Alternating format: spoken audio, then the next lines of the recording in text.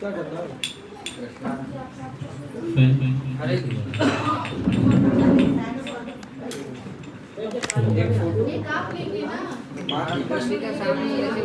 हरे कृष्णा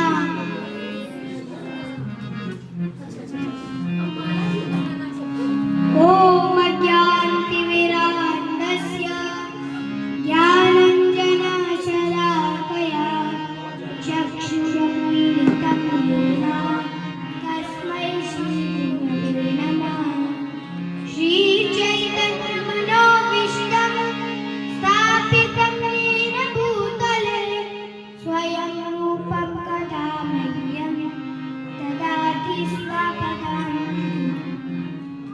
वन्देऽहं श्रीगुरो श्रीयुतापदकमलं श्रीगुरो वैष्णवांश्च श्रीरूपं साग्रजातं सहगणललिता श्रीविशाखान्वितांश्च नमो विष्णुपादाय कृष्णपृष्ठाय भूतले श्रीमते भक्तिवेदान्त स्वामिनिति नामिने।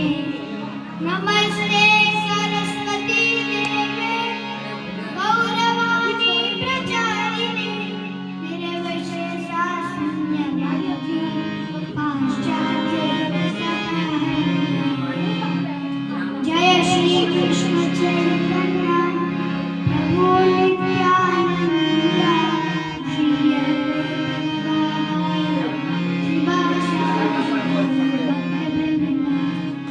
नारायणं नमस्कृत्य नरं चैव नरोत्तमं देवीं सरस्वतीं व्यासं ततो जयमुदीरये। नष्टप्रायेषु भद्रेषु नित्यं भागवत सेवया भगवतीमश्नुते भक्तिर्भवति नैष्ठिके। हरे कृष्णा कृष्णा कृष्णा हरे हरे हरे राम राम राम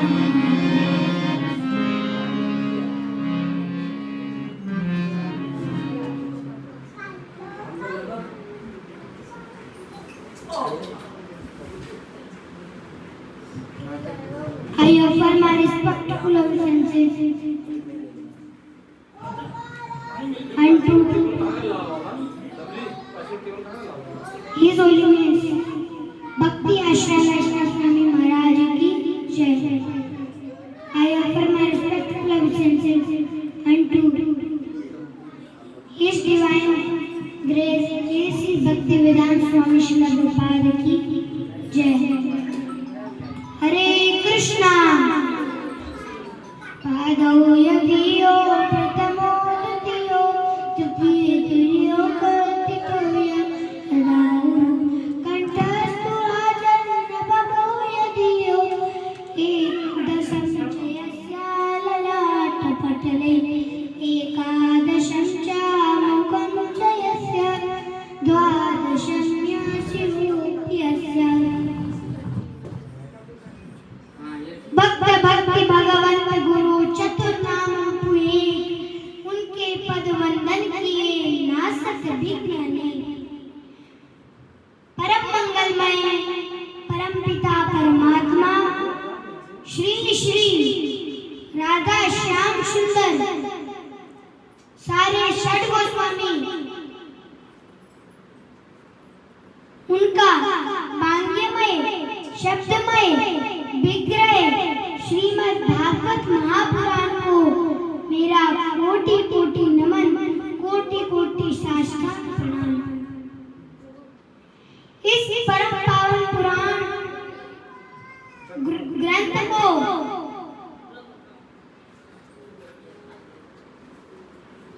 नंदन यशोदा नंदन ब्रजजन रंजन देवकी नंदन श्याम सुंदर श्री कृष्ण के पाद पद्मों पर कोटि नमन नतमस्तक प्रणाम।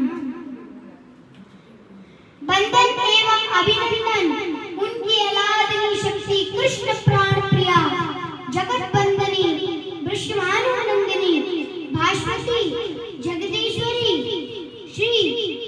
किशोरी जी बरसाने वाली के चरणों में मेरा कोटि कोटि साष्टांग प्रणाम।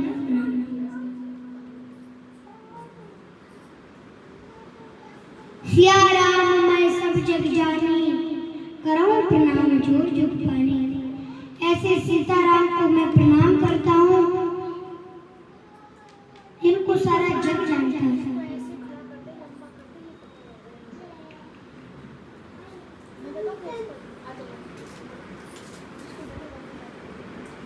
आज श्रीमद् भागवत का प्रथम दिवस है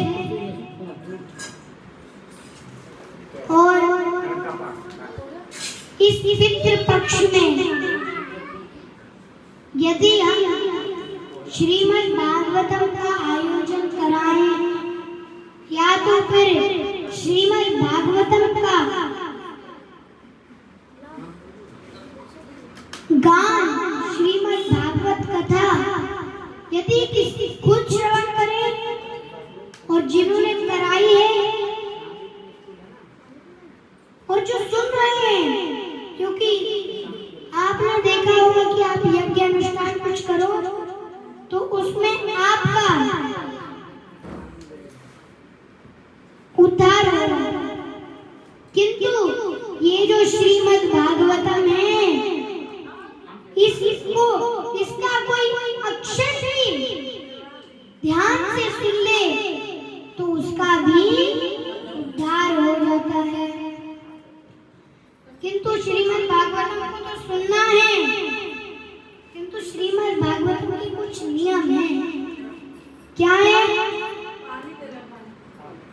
उपदेशामृत के पहले श्लोक में बता रहे हैं, वाजो वेगम मनसः क्रोध वेगम जिह्वा वेगम उदरोपस्थ वेगम एतान् वेगान् यो विषयेत धीरा सर्वम् अपि पृथिव्यां सा शिष्यात्।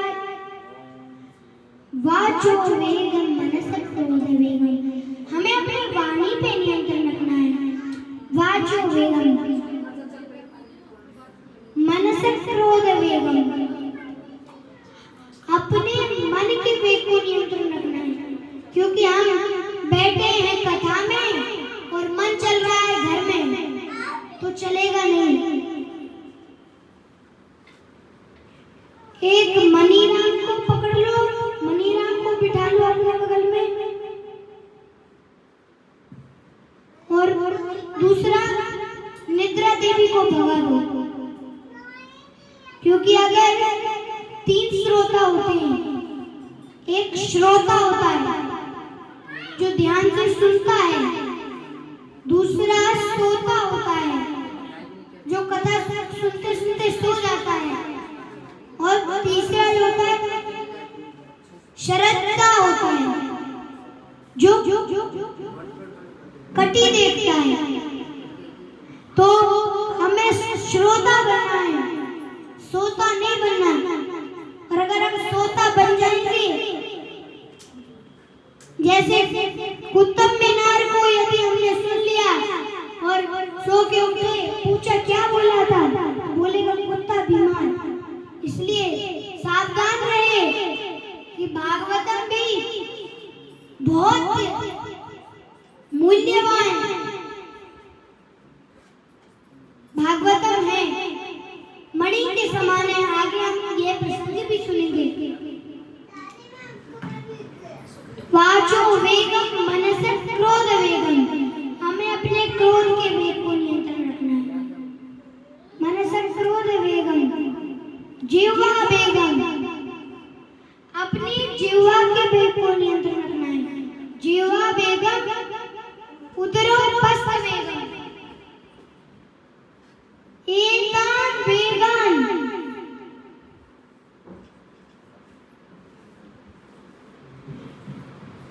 जो इन 6 जो नियम है इनको पालन करता है, एतान् वेगान् यो विषयेत धीरा सर्वम् अपि पृथिव्यां सा शिष्यात्। तो वह पूरी पृथ्वी में शिष्य बनने के लायक भी है और शिष्य बना भी सकता है।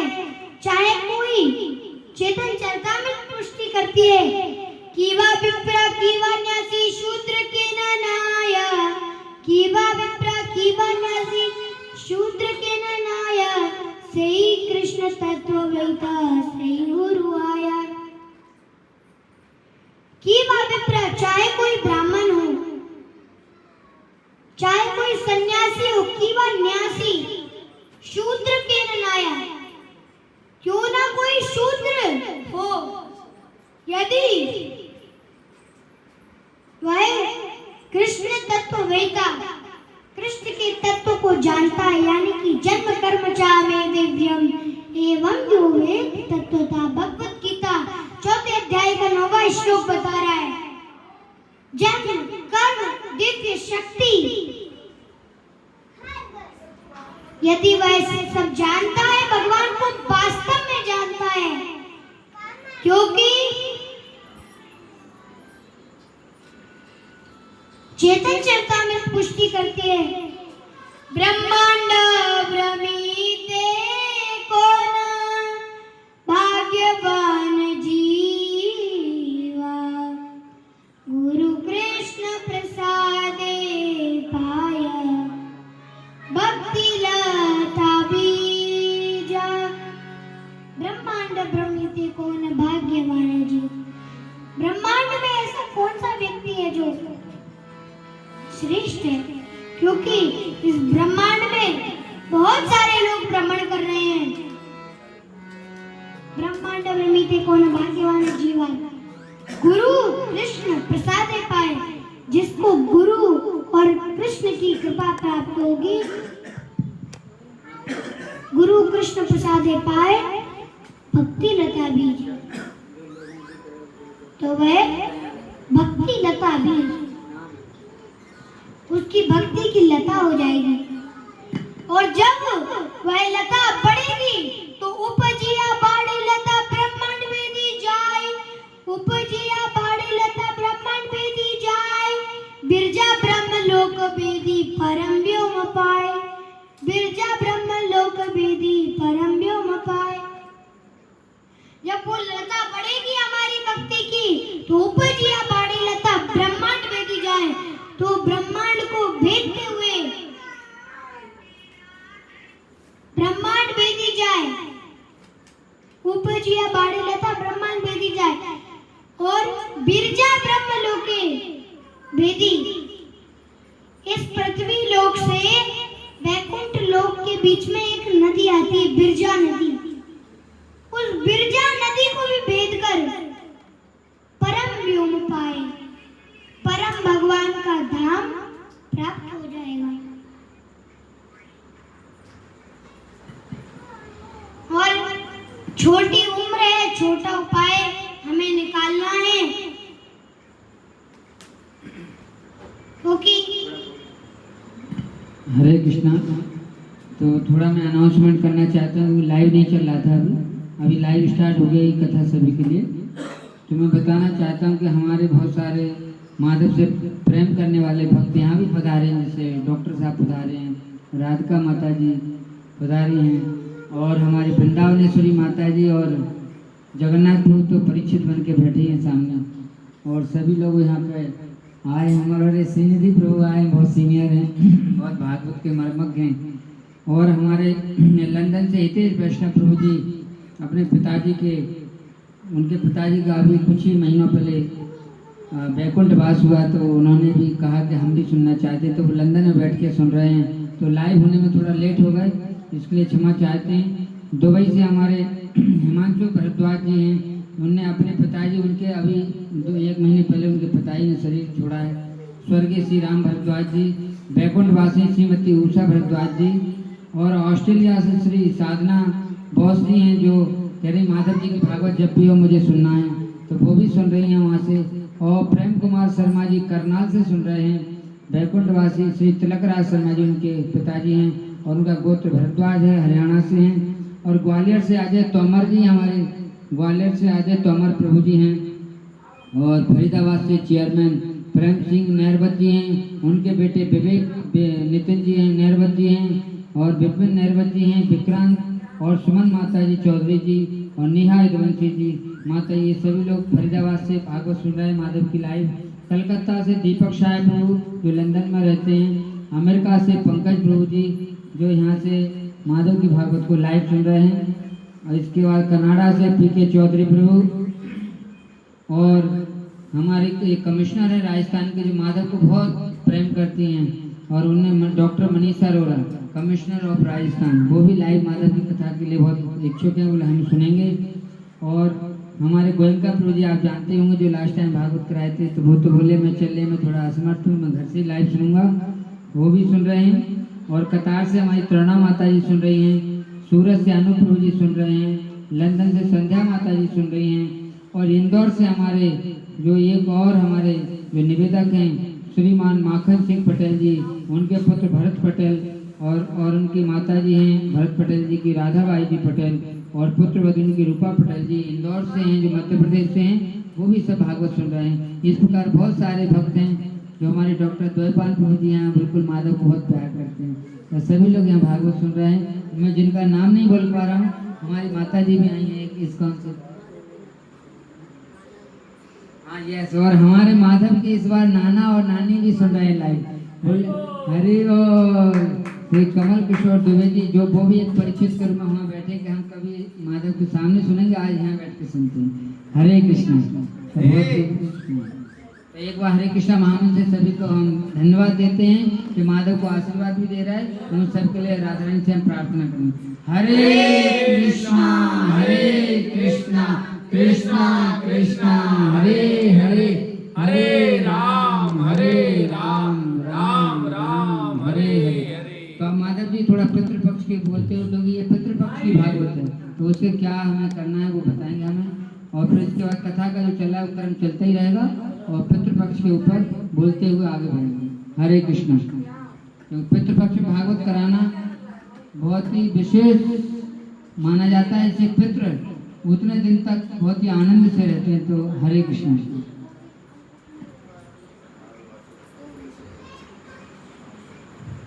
पितृपक्ष चल रहा है और पितृपक्ष में हम सभी लोग श्रीमद् भागवतम सुन रहे हैं, और यहाँ बैठे हुए जो यजमान हैं हमारे नीलम माता जी और जगन्नाथ प्रभु जी भी यहाँ कथा सुन रहे हैं, सुना रहे हैं और लाइव भी सुना रहे हैं। तो पितृपक्ष चल रहा है। यदि पितृपक्ष में श्रीमद् भागवत यदि कोई सुने तो उसके पितृ दोष हट जाते हैं। अब आपको पितृ दोष कैसे पता लगाना है कि पितृ दोष लगा है हमें? तो जो पितृपक्ष है, पितृपक्ष में किया गया कोई भी पुण्य, कोई भी अच्छा कर्म, सत्कर्म हजारों गुना फलता है हमारे लिए पितृपक्ष में। और जितने दिनों तक हम सत्कर्म करते हैं या कराते हैं, तो हमारे जो पूर्वज हैं उतने दिन तक महाफीस्ट खाते हैं।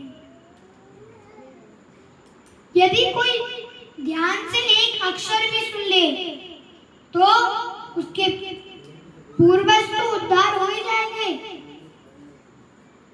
और वो भी उद्धार हो जाएगा।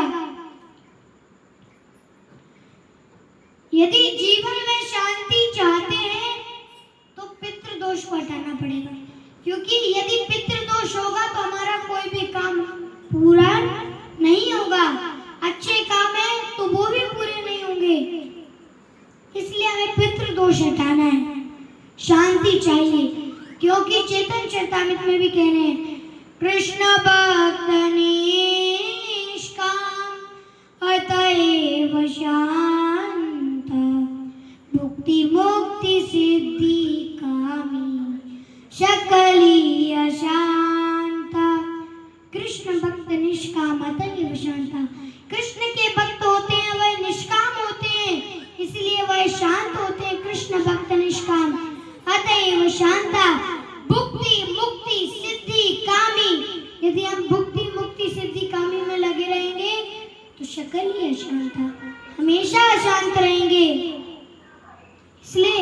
यदि हमें शांति चाहिए तो पितृदोष हटाना पड़ेगा, कृष्ण का भक्त बनना पड़ेगा, निष्काम भाव से भगवान की भक्ति करनी पड़ेगी। मना नहीं कर रहे कि पैसा ना कमाओ, घर का पोषण भरण करना है, किंतु तस्मात् सर्वेषु कालेषु माम अनुस्मरन् युद्ध चा मयि अर्पिता मनोबुद्धिर मामे वेश्यस्य संशया। भगवत गीता 8वें अध्याय का 7 नंबर श्लोक, तस्मात् सर्वेषु कालेषु। भगवान कह रहे हैं कि हर समय में, हर काल में, तस्मात् सर्वेषु कालेषु माम अनुस्मरन् युद्ध चा। भगवान कह रहे मेरा स्मरण भी करो और अर्जुन से कह रहे युद्ध भी करो। तो हमें इस माया से युद्ध भी करना है और भगवान का स्मरण भी करना है।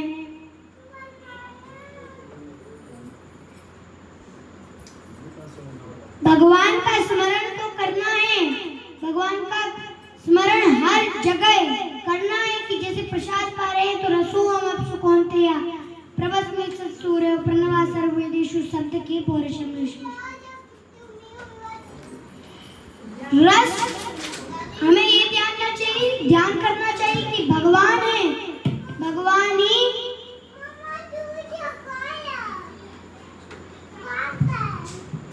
हमारे इस रस बनकर आए हैं, ऐसा भाव रखना चाहिए। और पितृपक्ष चल रहा है, पितृदोष यदि लगा है तो कैसे उसको पता लगाएं कि हमारे ऊपर पितृदोष लगा है। और चेयर है, और चेयर है नहीं।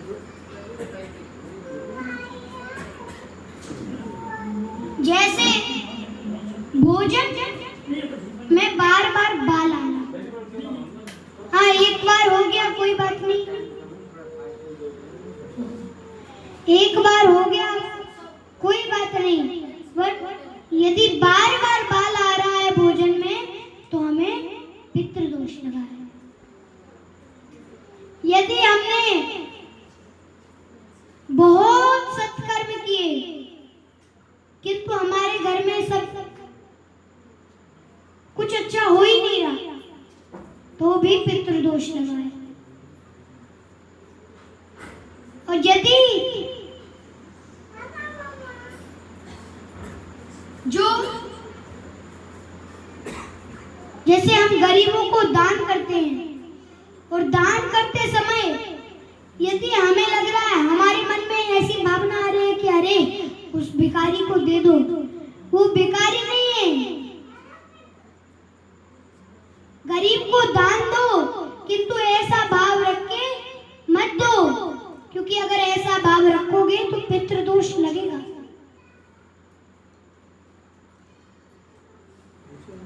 और यदि घर में धन नहीं आ रहा तो भी पितृदोष लगा है। किंतु ये मत कहना कि धन आ रहा है बट गायब हो जा रहा है। अब आप समझ लो कि किसकी बात कर रहे हैं। और यदि घर में धन आ गया पर फल नहीं रहा, धन कितना भी आ जाए पर यदि फलेगा नहीं तो तब भी पितृदोष लगा है। ये कुछ संकेत हैं पितृदोष के।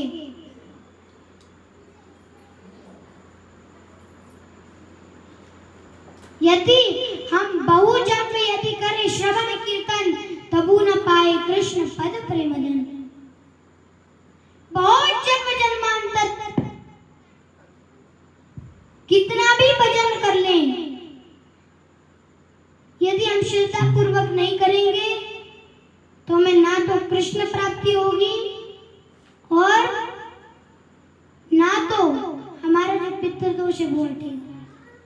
तो पितृपक्ष चल रहा है, पितृपक्ष में ददाति प्रतिग्रहणाति गुह्यम आख्यति पृच्छति भुक्ते भोजते चैवा षड्विधम प्रीति लक्षणम।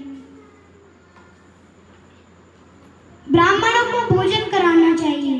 ददाति प्रतिग्रहणाति, यदि भागवतम करा ले तो बहुत अच्छी बात है। ददाति प्रतिगृह्णाति, दान देना चाहिए और ग्रहण भी करना चाहिए। ददाति प्रतिगृह्णाति गुह्यम आख्यति पृच्छति, गुह्य बातें पूछनी भी चाहिए और बतानी भी चाहिए, किंतु ऐसा नहीं कि किसी को भी बता दें। जो वरिष्ठ लोग हैं, वरिष्ठ वैष्णव हैं, जैसे हमारे डॉक्टर साहब, जैसे हमारे श्रुत कीर्ति प्रभु जी, श्रीनिधि प्रभु जी,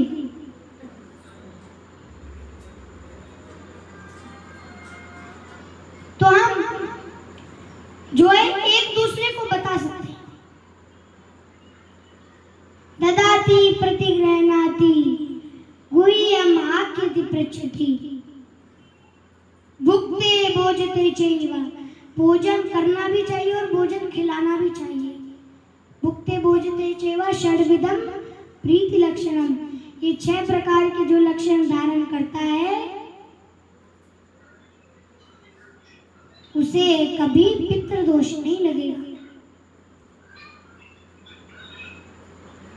और पितृपक्ष चल रहा है, पितृपक्ष में यदि भागवत ना करा पाए, ब्राह्मणों को भोजन ना करा पाए, तो केवल दक्षिण की तरफ 3 दीपक रखकर अपने पूर्वजों के लिए थोड़े अश्रु बहाएं तो भी वह बहुत अच्छा होता है। इसलिए अभी जीते समय अपने माता पिता की सेवा कर लो, क्योंकि जियत पिता को दीन ना नीर, जियत पिता को दीन ना नीर, मृतक पिता को हलवा खीर। जीते हुए पिताजी को तो पानी नहीं दिया और जब मर गए तो हलवा खीर खिला रहे हैं। तो ऐसा भी मत करो, माता पिता की सेवा करो। तीर्थों का माता पिता को आनंद दिलाओ, तीर्थ ले जाओ, श्रीमद् भागवत सुनाओ, क्योंकि यदि एक ऐसी आती है, जियत पिता की दंगम दंगा, जियत पिता की दंगम दंगा, यानी कि जब पिता जीवित थे तब तो पिताजी को कहीं ले नहीं गए, घर में ही रखे रहे। जियत पिता की दंगम दंगा, मृतक पिता को ले गए गंगा। जीते हुए पिताजी को तो ना तो गंगा के दर्शन कराए, आचमन कराया, ना तो तीर्थ घुमाए, भागवत सुनाई, पर जब मर गए तो ले गए गंगा, तो गंगा ले गए। इसलिए ऐसा भी ना करो कि अपने माता पिता की सेवा ना करो, माता पिता की सेवा करो, क्योंकि मातु पिता बहुत सुंदर एक चौपाई आती है कि माता पिता गुरु प्रभु की बानी, बिना विचार करे शुभ जानी। माता पिता गुरु, इन तीनों की बात को, माता पिता गुरु इनकी बानी, माता पिता गुरु प्रभु की बानी और भगवान की बानी, बिना विचार करे शुभ जानी। बिना विचार किए हमें वो मानना चाहिए, करना चाहिए, किंतु ऐसा भी ना करना कि हमने बोल दिया कि आप गुरु की मान लो। गुरु बनाओ तो पहले ऐसा बनाओ कि पानी पियो छानकर और गुरु बनाओ जानकर। अगर किसी को भी ऐसे गुरु बना लिया, गुरु ने कहा, गुरु का कोई दुश्मन हो, गुरु ने कहा उसका कर दो खत्म, तो ऐसे नहीं। गुरु बनाना है तो जान के बनाना है, यानी कि देख के बनाना है। भगवत गीता 4.34 पुष्टि करता है, तद्विद्धि प्रणिपातेन परिप्रश्नेन सेवया उपदेशन्ति ते ज्ञानिनः तत्त्वदर्शन तद्विद्धि प्रणिपातेन। प्रणिपातेन जाना है किसके पास? प्रणिपातेन परिप्रश्नेन, प्रश्न करना है, किंतु कैसे करना है? सेवया, सेवा के द्वारा करना है। और कैसे गुरु के पास जाना है? तत्वदर्शिना, जिनको पता हो जन्म कर्म च मे दिव्यम एवं यो विद्धि तत्वता, जिनको भगवान का जन्म कर्म, भगवान की दिव्य शक्ति, भगवान को वास्तव में जो जानते हैं, ऐसे गुरु के पास जब हम जाएंगे तभी हम इस संसार से पार हो पाएंगे। अब आप सोच रहे होंगे कि गुरु बनाने की क्या जरूरत है, खुद ही कर लेंगे भगवान का कीर्तन भजन। तो जैसे नदी होती है, नदी में जल होता है ना, तो जल को यदि कहीं जाना है तो उसके लिए राह होनी चाहिए। यदि जल को, जैसे गंगा जी है, गंगा जी को सागर में मिलना है तो एक मार्ग होना चाहिए, राह होनी चाहिए, तभी तो सागर में मिल पाएंगे। ऐसे ही जब तक हमारे पास राह नहीं होगी, यहाँ भटकेंगे, वहां भटकेंगे, शहर में घूम कर जाएंगे, किंतु एक जो हाईवे होता है, सीधा मेन रोड, सीधा भगवान के पास कौन लेके जाएंगे? गुरु लेकर जाएंगे। गुरु गोविंद दो खड़े काके लागू पाए, बलिहारी गुरु आपको जो गोविंद ये बताए। गुरु और गोविंद दोनों खड़े हैं, किसको प्रणाम करूं? गुरु को मैं प्रणाम करता हूं जिन्होंने मेरे को भगवान से मिलाया। इस प्रकार मैं बहुत डीप में चला गया।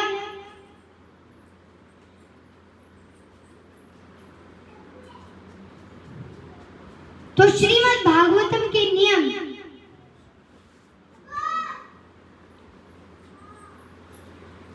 छोटी उम्र है, छोटा उपाय है, और कलयुग में तो कलयुग के बल नाम आधारा, सुमिर सुमिर नर उतरहि पारा। कलयुग के बल नाम आधारा,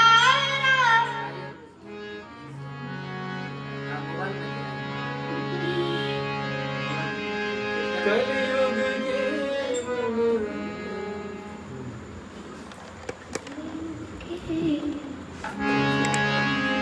कलयुग केवल नाम आधारा, सुमेरे सुमेरे नर उतरहि पारा। कलयुग केवल नाम आधारा, सुमेरे सुमेरे नर उतरहि पारा। कलयुग केवल नाम आधारा, कलयुग केवल नाम के आधार पर है। कलयुग केवल नाम आधारा, सुमिर सुमिर नर उतरहि पारा। इसी से हम इस संसार से, भौतिक जगत से, इस भव सागर से पार हो जाएंगे।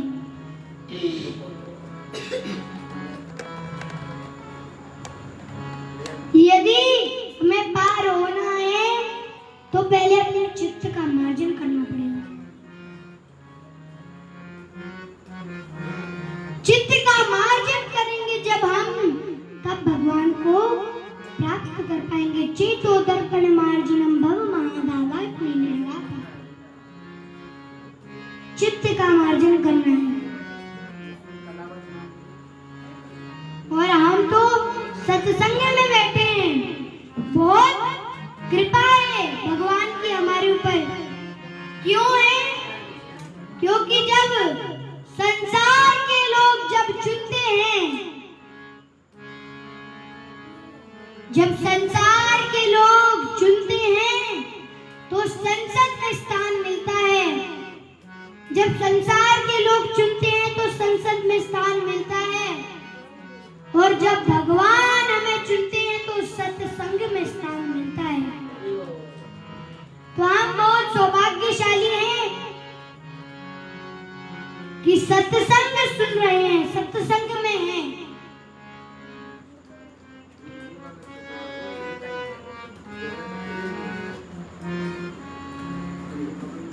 बिना भगवान की कृपा से हम ये श्रीमद् भागवतम नहीं सुन रहे हैं। भगवान की बड़ी अनुकंपा है, उसी से हम ये श्रीमद् भागवत सुन रहे हैं।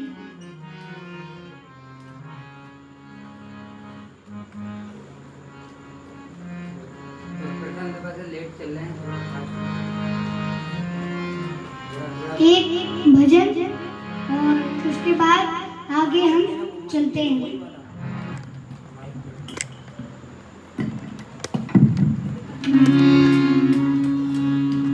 कृष्ण जिनका नाम है, गोकुल जिनका धाम है, ऐसे श्री भगवान को, ऐसे श्री भगवान को बारंबार प्रणाम है, बारंबार प्रणाम। कृष्ण जिनका नाम है, गोकुल जिनका धाम है, ऐसे श्री भगवान को, ऐसे श्री भगवान को बारंबार प्रणाम है, बारंबार प्रणाम। यशोदा जिनकी मैया है, नंद जी बापैया है, यशोदा जिनकी मैया है, नंद जी बापैया है, ऐसे श्री गोपाल को, ऐसे श्री गोपाल को बारंबार प्रणाम है, बारंबार प्रणाम है।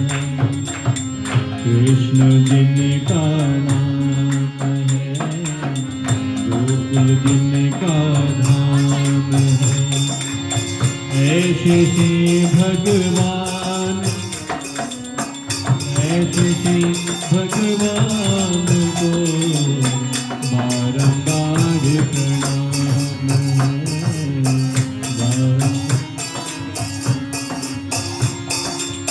लूट लूट दधि माखन खायो, ग्वाले बाल संग धेनु चरायो। बोलिए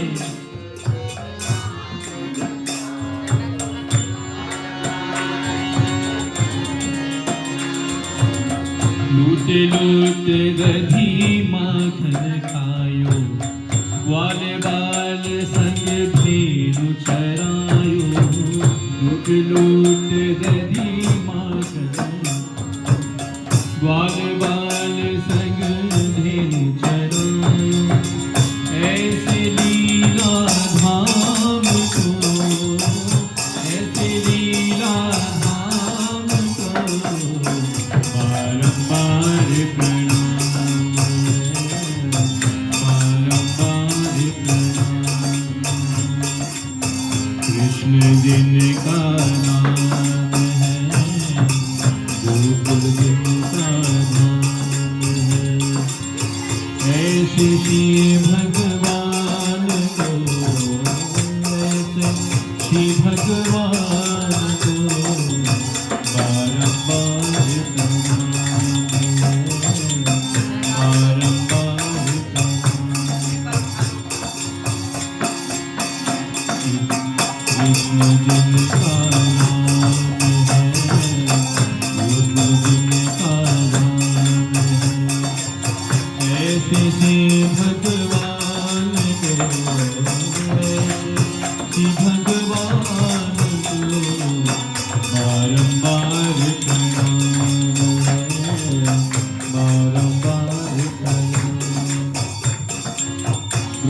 सुता की लाज बचायो, ग्राह से गज को फंद छुड़ायो।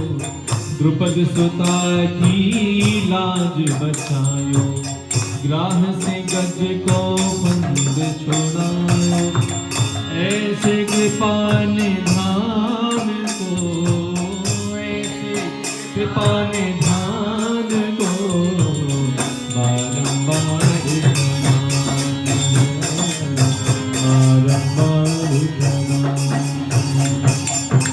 कृष्ण जन का नाम है, गोकुल जन का नाम है। ऐसे श्री भगवान को, श्री भगवान को बारंबार प्रणाम, बारंबार प्रणाम।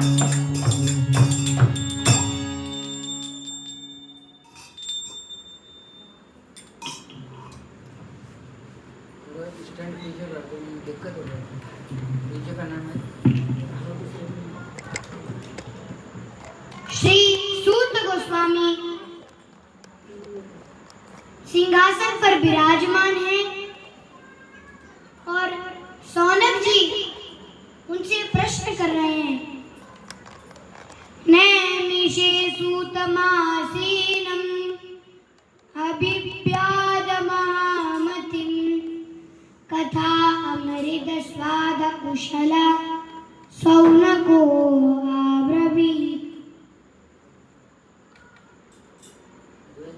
भगवत कथा रूपी अमृत रस के आस्वादन में परम प्रवीण शौनक जी ने श्री सूत गोस्वामी जी से पूछा, हे सूत गोस्वामी, आप तो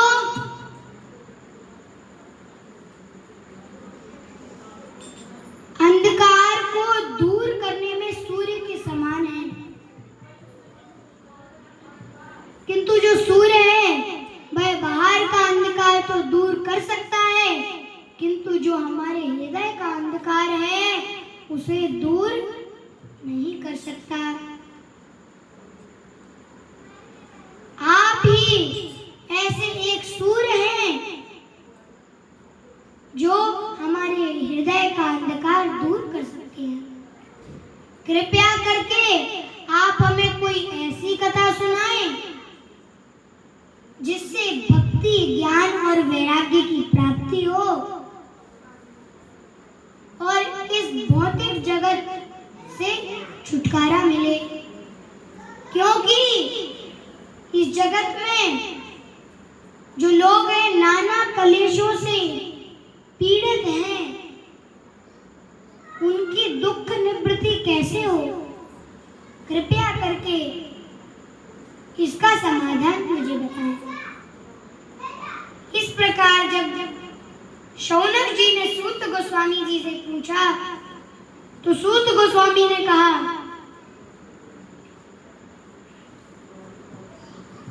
कि हे शौनक, मुझे पता है तुम भगवत कथा के अत्यंत प्रेमी हो, इसलिए मैं तुम्हें विचार करके अत्यंत सुंदर कथा जिससे भक्ति, ज्ञान और वैराग्य की प्राप्ति हो और जो कर्म प्रिय हो, ऐसी कथा को मैं तुम्हें आज सुनाऊंगा।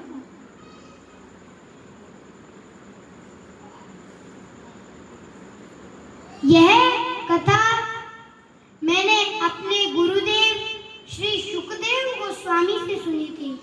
सूत गोस्वामी के गुरुदेव कौन है? सुखदेव गोस्वामी।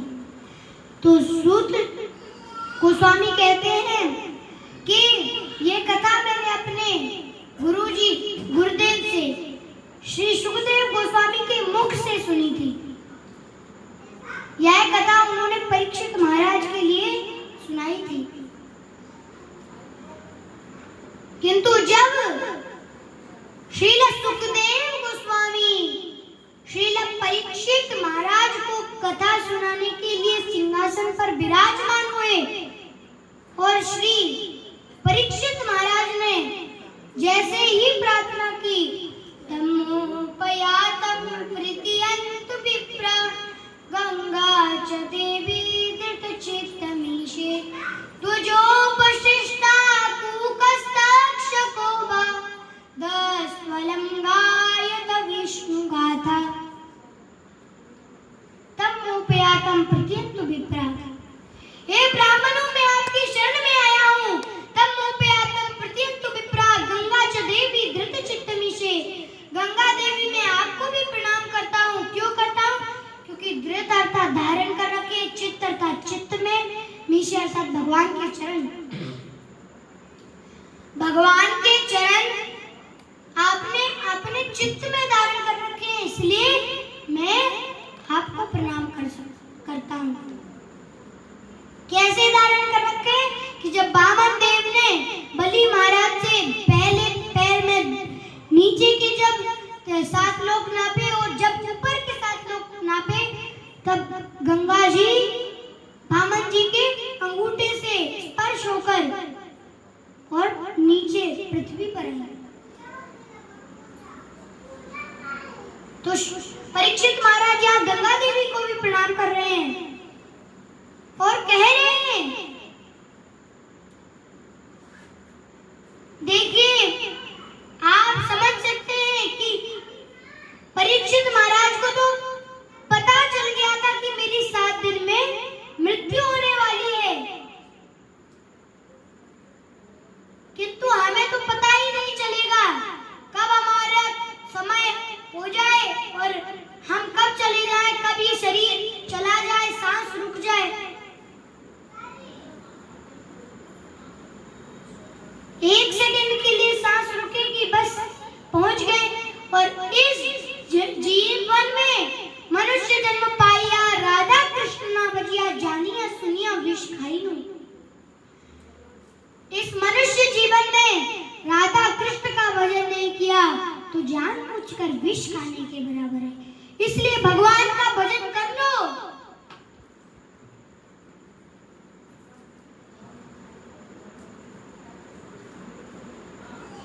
तो जैसे ही श्री सुखदेव गोस्वामी सिंहासन पर विराजमान हुए और परीक्षित महाराज ने स्तुति की कि दुजोपशिष्टा कूकस्तक्षको वा, चाहे किसी ऋषि द्वारा बनाई गई कोई मायावी शक्ति हो, चाहे कोई तक्षक सांप क्यों न डसले, 10 कलम इसी समय क्यों न डसले, गायक विष्णु गाथा, मेरे सामने आप विष्णु की गाथा गाते रहे। गायक विष्णु गाथा ऐसे प्रार्थना कर रहे हैं। उसी समय देवता गण उतर आए और देवता गण कहते हैं, सुधा कुंभ गृहीत्वा देवा अस्त्र समागम। देवता गण उतर आए, क्या लेकर? सुधा कुंभ। सुधा अर्थात अमृत, कुंभ अर्थात कलश, अमृत का कलश। सुधा कुंभ गृहीत्वा आ गए। अब गृहीत्वा देवा अस्त्र समागमन, देवा अस्त्र, सारे देवता वहां बैठ गए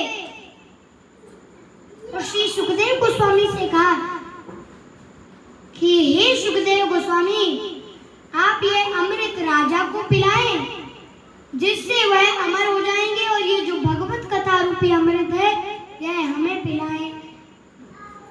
निगम कल्पतरोर गलितं फलम शुक मुखादमृत द्रव्य संयुतम पिबत भागवतम रसमालयम मुहुरहो रसिका भुवि भावुका।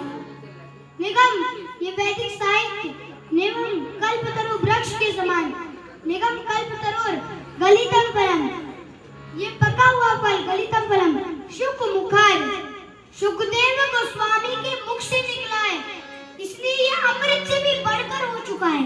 अमृत रूप सहितम पिबत भागवतम रसमालयम, जो भी इस भागवत के रस को पान करता है, मुहुरहो रसिका भुवि भावुका, वह संसार से, भौतिक जगत से, इस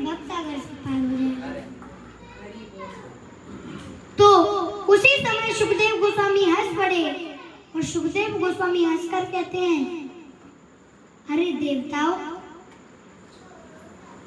क्या क्वा काचा क्वा मणिर महान, कहाँ ये कांच अमृत, अमृत जो है वो कांच है, और कहाँ ये भागवत, ये मणि है। सुखदेव गोस्वामी ने हंसकर उनसे बोला कि कहाँ तुम कांच की तुलना मणि से करते हो।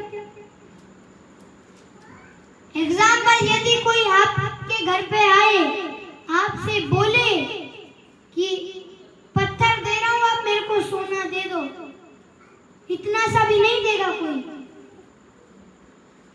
इसी प्रकार सुखदेव गोस्वामी कहते हैं कि कहाँ ये भागवत कथा मणि है, और तुम्हारा जो अमृत है वह कांच है। क्वा काचा क्वा मणि महान, तुम कांच की तुलना एक मणि से करते हो। और सुखदेव गोस्वामी ने भगा दिया। क्यों भगा दिया? क्योंकि यदि देवता आते, शांति से वहां बैठ जाते, तो सुखदेव गोस्वामी उनको कथा सुना देते, किंतु वह तो व्यापारी यानी कि बिजनेसमैन बन के आए थे कि लेन देन कर लो। तो सुखदेव गोस्वामी ने उनको अबक जानकर भगा दिया।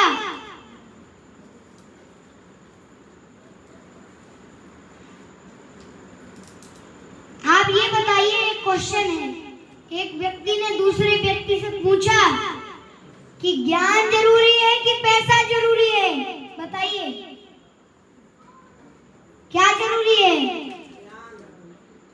ज्ञान जरूरी है कि पैसा जरूरी है? ज्ञान जरूरी है।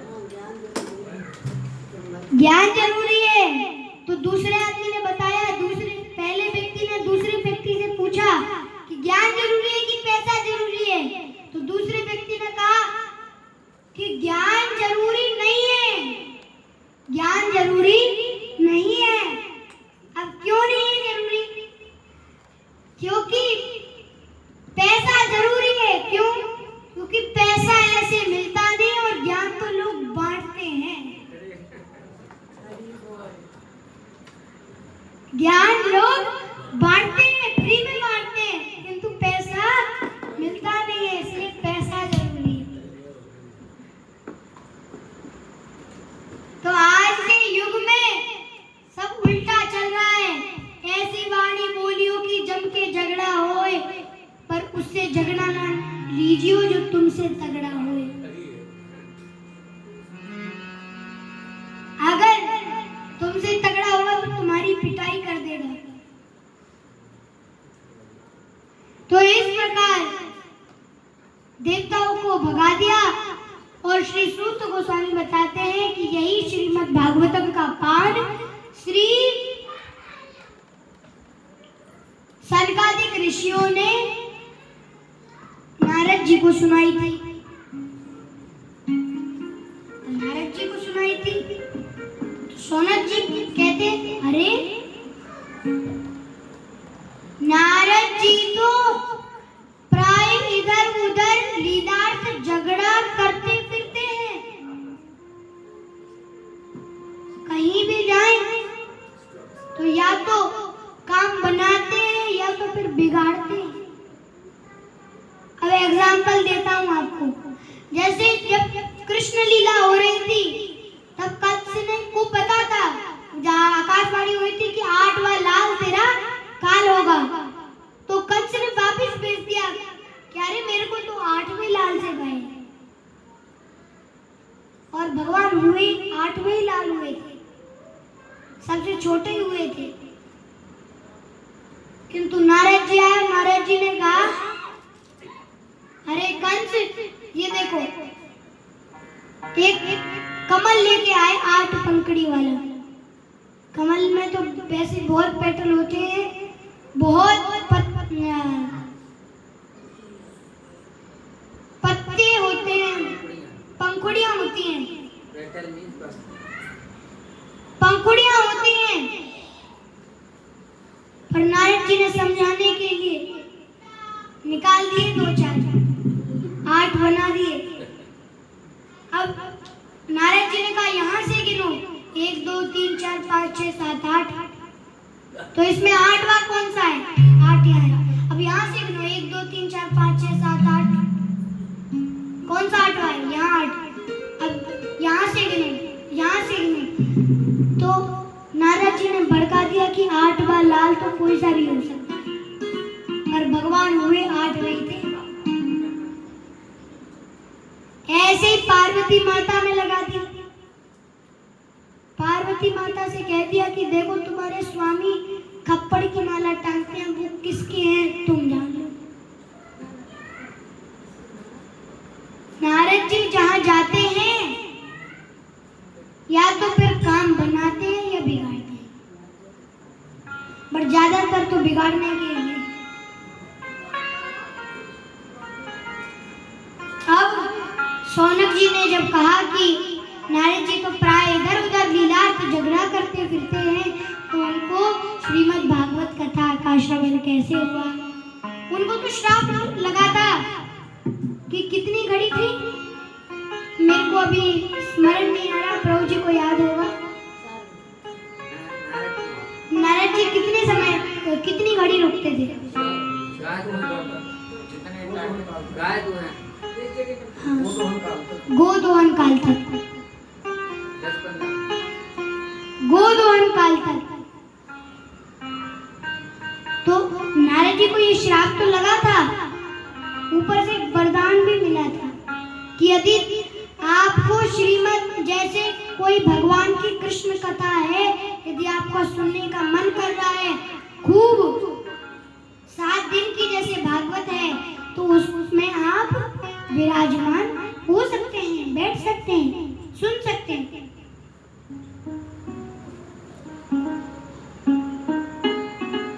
अब श्री सूत गोस्वामी बताते हैं कि बहुत पुरानी कथा है। जैसे यहाँ पर जब सुखदेव गोस्वामी ने परीक्षित महाराज को जब ये कथा सुनाई, श्रीमद् भागवत कथा, तो उनका उद्धार हो गया, वो भगवान के धाम चले गए। तो ब्रह्मलोक में बैठे हुए ब्रह्मा देखते, अरे ये कैसे पार हो गए।